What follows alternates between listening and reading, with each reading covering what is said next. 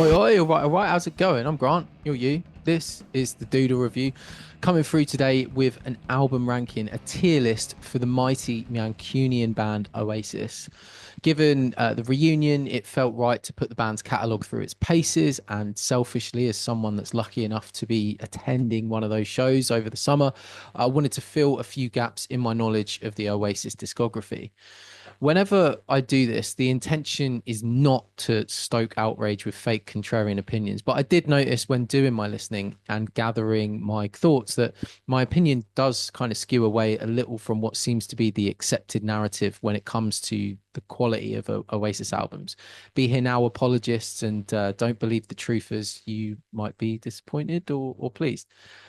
Before we get into it, I've previously already done a ranking of all the solo Gallagher albums. I've also done deeper dives on Masterplan and Gallagher Squire, and you can find the link to those down in the description. And if you like the idea of regular new music recommendations and reviews, consider signing up to the email newsletter, the link to which is down there as well.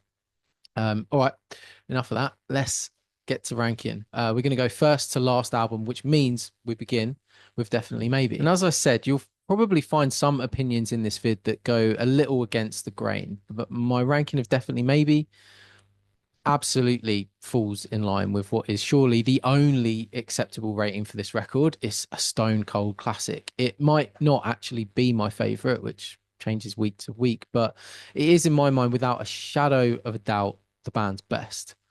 This is a collection of exceptional songs, songs that sound big without compromising the rough, raw, and imperfect sound of five lads hashing it out in a room. Songs so good that the album they're on can't even be shaken by, I think, the slightly weird way in which they're sequenced. I think Rock and Roll Star is an obvious pick for an opener, and the big stadium rock band climax makes total sense as that song's thematic conclusion. But from a sequencing perspective, having that climax at the end of your album's first track, it anywhere else, I'd be inclined to say it would kind of disrupt the flow. Add to that you then follow it up with Shaker Maker, another great tune, but a mid-tempo one with a kind of plodding rhythm. Putting this song second just always read as weird to me. You know, the number two spot is traditionally where you want to double down on your big intro or at least carry the momentum. And I think you could argue that Up in the Sky might have better filled that role than Shaker Maker does. What this proves, though, is that quality can override almost any other factor. The songs are so good, I'd honestly take them in any order and still love the album as much. Sure, to me, I think there are more logical and more fitting ways to put the songs together, but frankly, whatever, it just works. This album, of course, was the start of the band's ascent to stadium filling success, and as the natural order of things dictate, this success birthed alongside it like a contingent of more snobby rock fans decrying how unoriginal they were and how it was all stuff they'd heard before. And I guess it's actually easy to look back now and kind of poo-poo that argument. Probably less so at the time when the band was being forced down your throat at perhaps the expense of other, more arguably innovative artists of the period. However, I've always maintained, or at least since I graduated to becoming a snobby music nerd myself, I maintain that Oasis aren't original, but they are unique. There's no question that these Noel Gallagher penned songs draw on a storied tradition of huge British bands that did it all first. You know, the Beatles, the Stones, the Who, the Kinks, Sex Pistols, the Smiths, the Roses. It's all in there and you can't deny it. And that makes any argument citing the band as original pretty hard to win. But I can't think of another band that took all those rock and roll ingredients to make gritty sounding, swagger filled songs and finished it all off with such optimism, happiness, and positivity. The closest Oasis ever get to negativity, broadly speaking, is when it's being kind of sneering or pushing back on authority, being arrogant. And even that has its own vibe of uplifting self confidence, of self belief. So, yeah, definitely maybe. And the band as a whole is no, not original, but yes, totally unique. As if I need to say it, definitely maybe is undoubtedly in that S tier. All right, from there, we jump to what's the story, Morning Glory. The accepted narrative, of course, is that this is also a classic, and I won't dispute that, but it's not a shoe-in for the S section for me personally. Now, to give some context, I was born in 1992, and because of their gigantic success, Oasis are absolutely weaved into the fabric of my childhood memories. They were everywhere, and those singles just seeped into my bones through pure osmosis. At the end of the day, though, I was like, what, 4 when Morning Glory came out? And so far from being like a conscious music consumer. Today, I've got a lot of mates that are like 5, 6, 7 years older than me. And for them, Morning Glory is not just a classic album, it's one of the first albums they ever took an interest in start to finish. I've got some friends, I think, that cite this as maybe even the first album that they like bought with their own money. And there's just no substitute for that almost symbiotic relationship you build with your first album. And I can't imagine what that is like, magnified by the fact this album was also getting non-stop airplay from a band on TV, on the radio, in the magazines, in the newspapers, just everywhere. A cultural touchstone that rarely occurs in the modern day. I didn't have that experience. Singles aside, it wasn't until I chose to go back as a teenager and listen to the album in full that I built a relationship with it.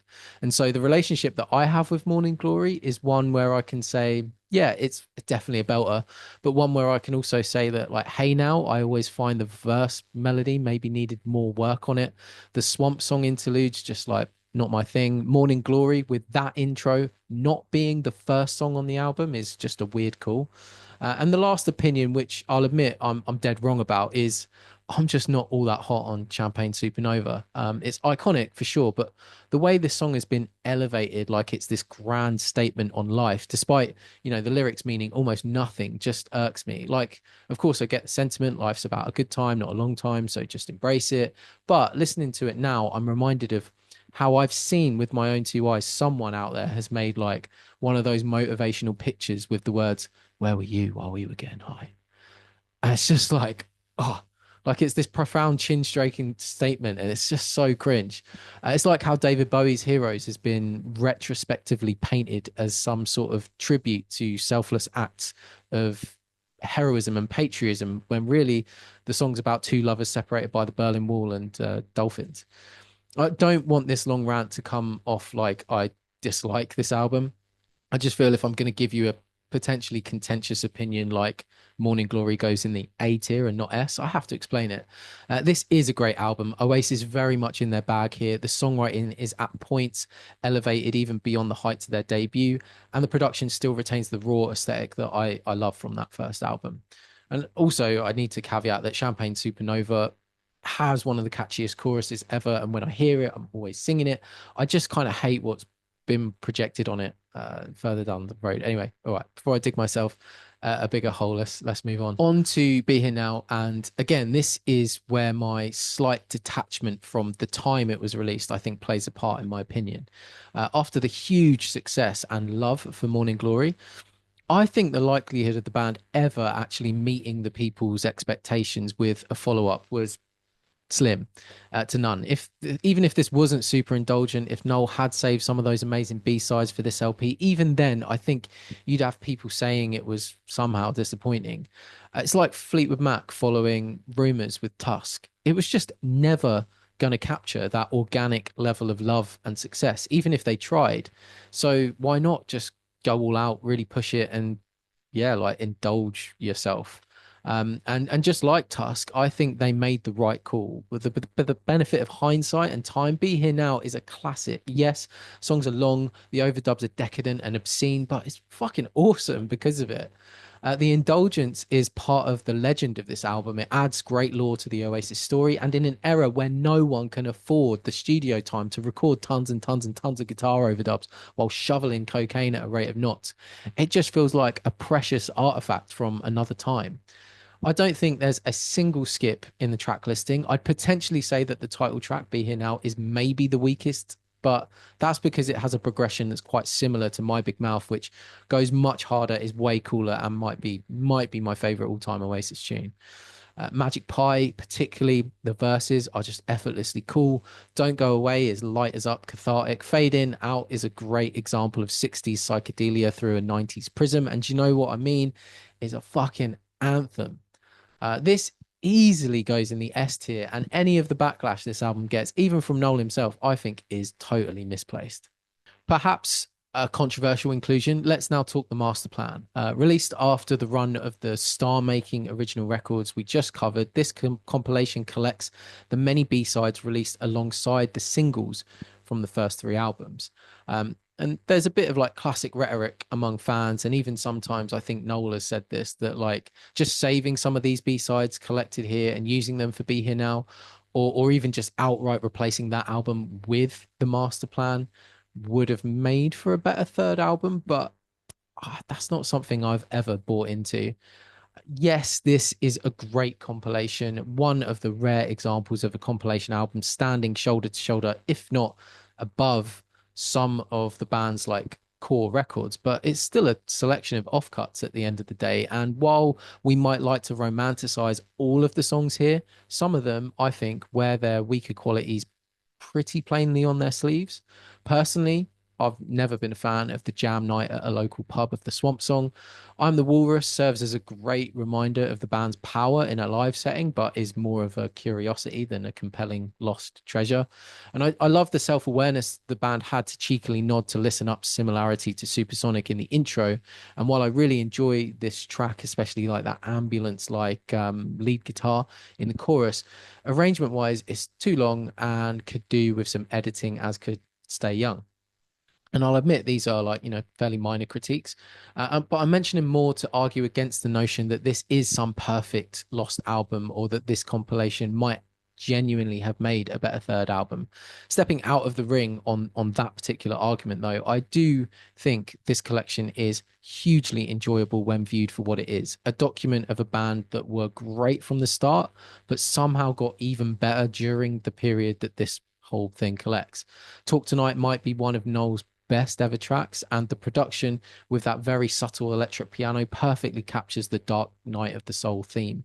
That production also really shines on the Burt Bacharach nodding Half the World Away, balancing piano and guitar perfectly.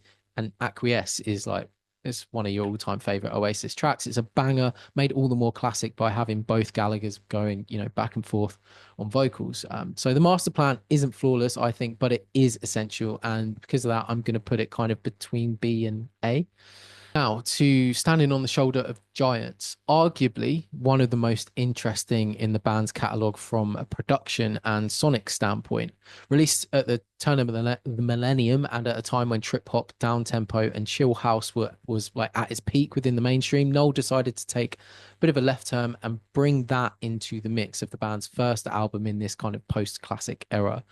Gallagher had always been like vocal about his love for the house scene of the late 80s and early 90s, and even collaborated with Chemical Brothers. So this move was not an overall surprise. And while this is most definitely not an Oasis Goes House or an Oasis Goes Trip Hop album, there are plenty of like small touches, like the organs on Go Let It Out, some of the slow, almost sample sounding drums, the reversed guitars. They just add these little touches of artists like Moby, Royksop, Morchiba, making it sound very of its time. And as someone whose parents were always playing that kind of stuff, this album makes me really nostalgic in a different way to most other Oasis material. And because of that, I find the production actually really quite charming on that basis. That being said, this is the part in the Oasis catalogue where some turbulence starts to hit in the songwriting department.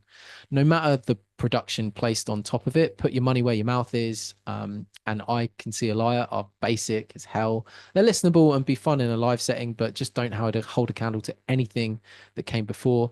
Little James is Liam's first songwriting credit on an Oasis album, and kind of sounds like it. It's got its charms, but certainly not one I'm ever longing to go back to. And to be fair, Liam's since proven himself as a very capable songwriter in the years since. This one is just a bit. Eh. The record does have its golden moments, though. From a songwriting perspective, where did it all go wrong? It might have some weak lyrics in the verse, but the chorus is undeniable. Gas Panic has a super cool, trippy British psychedelic vibe, and Roll It Over is classic Oasis catharsis that could have come straight out of that golden period. This is a record where my enjoyment of it, I think, is higher than like my objective view of it. Being objective, I'd have to say it's a C. But in terms of like how often I listen to it, I probably put it on more than the master plan, I guess. Next up is 2002, and we're on to Heathen Chemistry. And as someone that like read a lot of reviews and commentary on this band over the years and for this, I feel like Chemistry is seen by some as like the lowest ebb in the band's catalogue, but I just don't buy that at all. For starters, just on a singles basis, you've got some all-timers with Little by Little, Stop Crying Your Heart Out. Songbird literally comes in and proves exactly what I just said a minute ago about Liam actually being a capable songwriter. You know, he made his second entry into the Oasis catalogue a legitimately fun sing-along number. I've never considered Oasis a riff band. The majority of their tracks are made sticky with like warm chord changes and soaring vocal melodies, but the Hindu Times bucks that trend with a killer guitar line that always gets stuck in my head. There are a couple of like weird points on the album where, and this is probably the worst way to describe it, but there's like over musicianship, and sometimes this works and sometimes it doesn't. There's like all of these bass fills on Force of Nature that feel a bit much, but on the other hand, you've got like the piano embellishments to Songbird, and they're some of the best parts. I think the Noel Liam rivalry also starts to show in the music on this album, with Noel taking on what, in my mind, is quite clearly a Liam suited song with Force of Nature, and Songbird arguably being a softer tune more suited to Noel. But in both cases, the songs work. It's just like kind of a funny observation, I guess. Heathen Chemistry isn't without its problems. I think it like loses a bit of momentum on the back half of the record, and tracks like Hung in a Bad Place, while good, feel a little flat compared to the band of old. But I think this record is consistent. It's meat and potatoes Oasis, and its low points aren't as low on those as Giants. So on that basis, it goes in B for me. It's 2005 now, and we're at Don't Believe the Truth. And I feel like I've seen this one referred to as the late period comeback album, but I just feel like I must be listening to a different record, because I'd take Heathen Chemistry over this all day. The album, it starts promising with Turn Up the Sun, and in general, for the whole record, I do enjoy the sonic palette they've used. Like every track, even the heavy ones, use acoustic sounding guitars, which give everything like a raw and earthy feel that really works. It makes things sound gritty in a way that is different to just like cranking the Marshall stacks. The ill-fitting moments of show-offy musicianship, I think, have been dialed down here, or at least applied in a way that fits the band better. Like the breakdown of Turn Up the Sun, for instance. Again, on the upside, it's obviously got some banging singles, as always. Lilas, an all-timer. I've got a soft spot for Let There Be Love.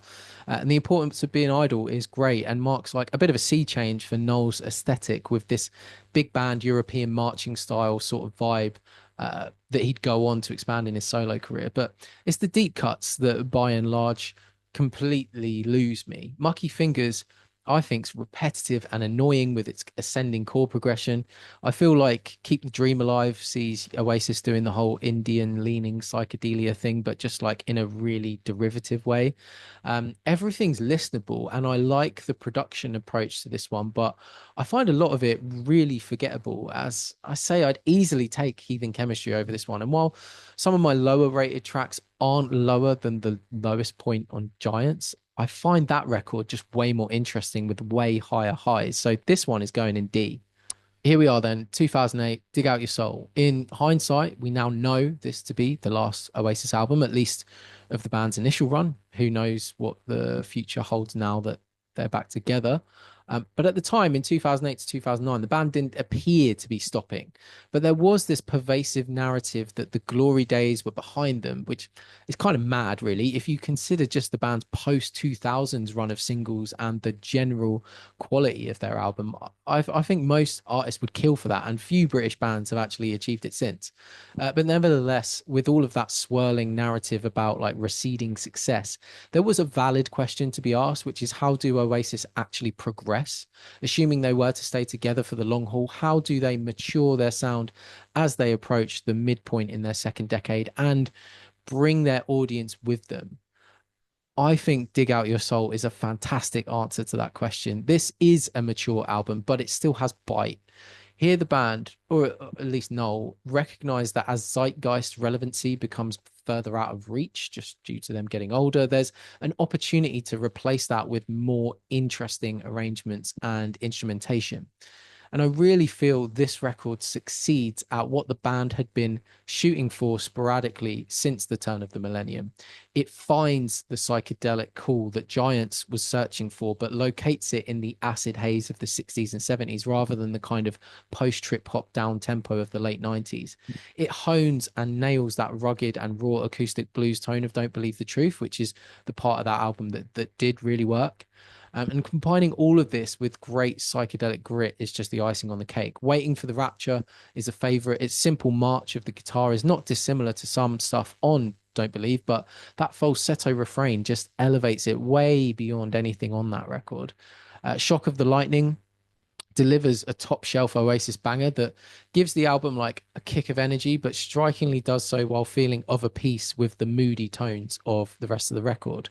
Falling Down as like swirling piano, psych guitars, mellotron, and an infectious drum groove into this moody, moddy atmosphere, providing a blueprint for a sound that I think Noel would continue to then explore with the High Flying Birds. And perhaps that's where this album does fall down, is that, you know, as they follow this psychedelic sound, a schism starts to appear between where Noel fits and where Liam fits. But honestly, that's probably me just like projecting and overthinking with 15 years of hindsight.